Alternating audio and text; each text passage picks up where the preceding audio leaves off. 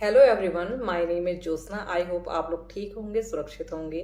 और आज मैं आपके लिए लेकर आई हूँ ड्राइंग को लेकर कुछ बेसिक एक्सरसाइज जो हमारे आईज को ट्रेन करती हैं और हमें पेंसिल किस तरह से होल्ड करना चाहिए, कैसे शार्प करना चाहिए, इसके बारे में भी आपको मैं आज जानकारी दूंगी। और जो मैंने एक लास्ट वीडियो बनाया था जिसमें मैंने पेंसिल के कुछ शेड्स के बारे में इंफॉर्मेशन शेयर की थी, अगर आपने वो नहीं देखा है तो प्लीज़ जाकर चेक करिए। और लेट्स स्टार्ट। शार्प कैसे करना है, हमें ये जो पॉइंट है इसको हमेशा ड्राइंग के टाइम पे थोड़ा लॉन्ग रखना है। तो अगर हम शार्पनर्स करेंगे तो वो पॉइंट सिर्फ यहाँ तक ही शार्प करता है, इसलिए हमें ये पेंसिल कटर है इसका यूज़ करेंगे और कुछ इस तरह से इसको शार्प करेंगे ऐसे।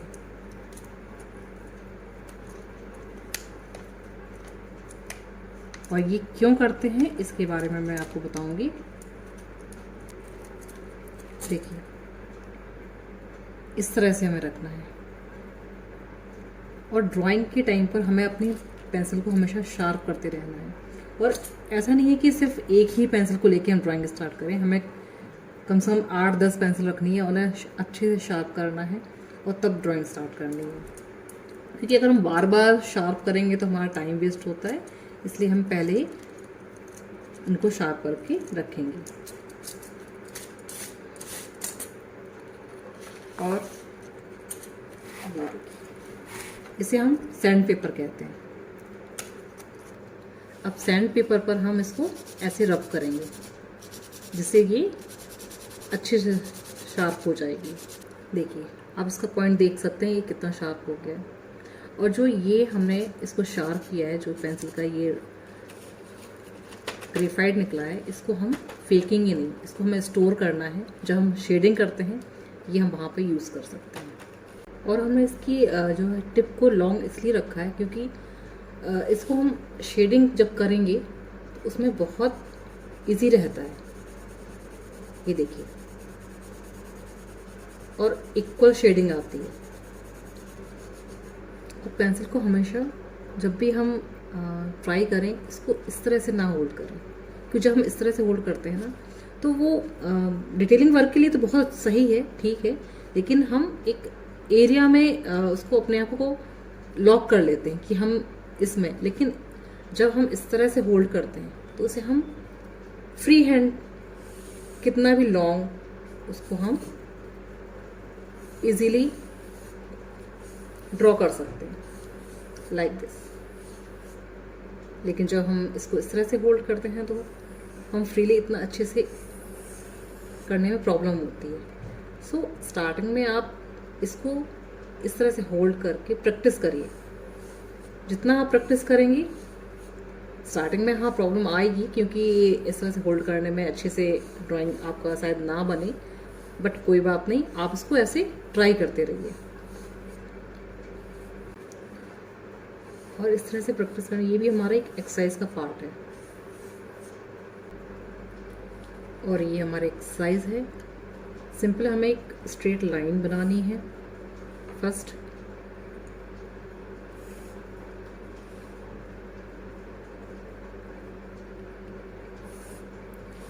ये कुछ हमने लाइन ड्रॉ करी है और हमें अब इसमें मिड पॉइंट सर्च करना है।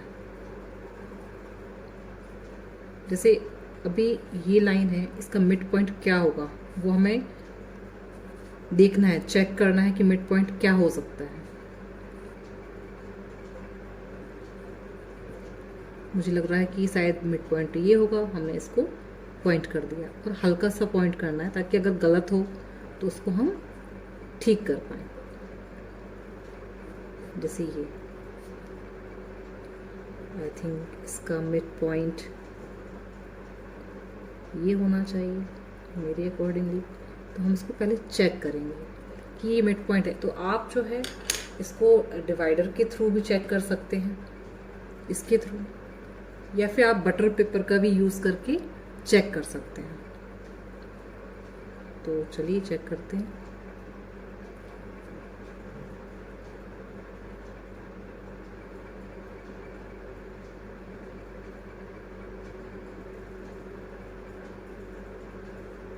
तो ऐसे ही हमें एक स्ट्रेट लाइन ड्रॉ करनी है और इसका मिडिल पॉइंट कहाँ होगा वो हमें गैस करना है।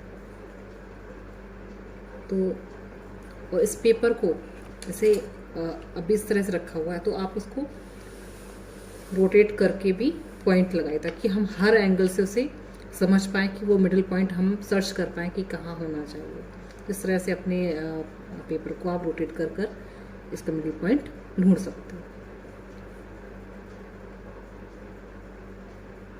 इससे हमारी आँखें भी ट्रेंड हो जाती हैं कि हाँ, कहीं पे भी कोई भी लाइन है तो उसका मिडिल पॉइंट कहाँ होगा, या वो जो पॉइंट हमें बनाना है तो उसको हम मेज़रमेंट करना सीख जाते हैं। तो इस तरह से हम इस डिवाइडर के थ्रू इसे चेक करेंगे।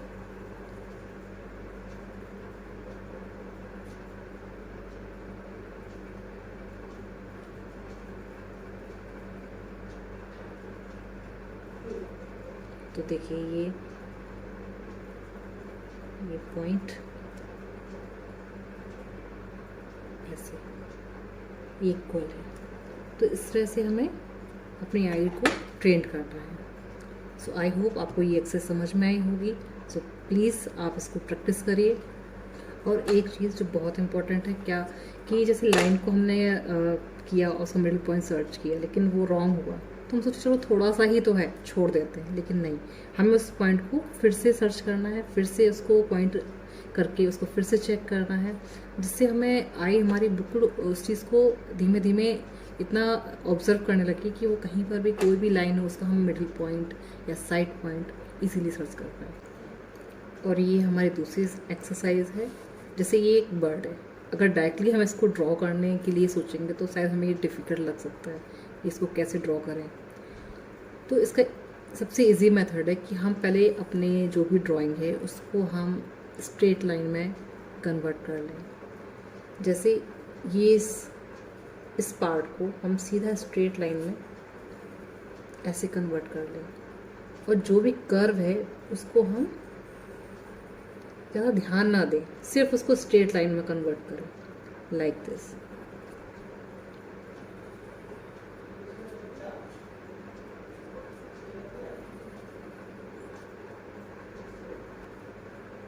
जितना हो सके हम उसको स्ट्रेट लाइन में ऐसे कन्वर्ट करेंगे।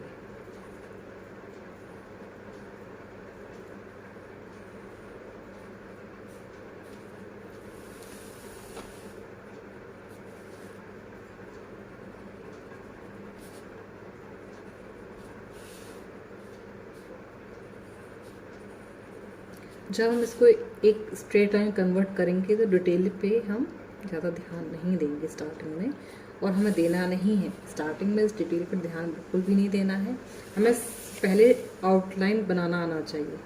अगर हम आउटलाइन पहले अच्छे से बनाएंगे, और जिस तरह से हमने इसको स्ट्रेट लाइन में कन्वर्ट किया है, इसको एक तरह से एक बॉक्स के अंदर लॉक कर दिया है कि हमें पता चल रहा है कि हाँ, ये जो है इस तरह से ही इसमें आएगा, और ये पूरा जो बर्ड है जो इसके अंदर ही इसको हमें ड्रॉ करना है।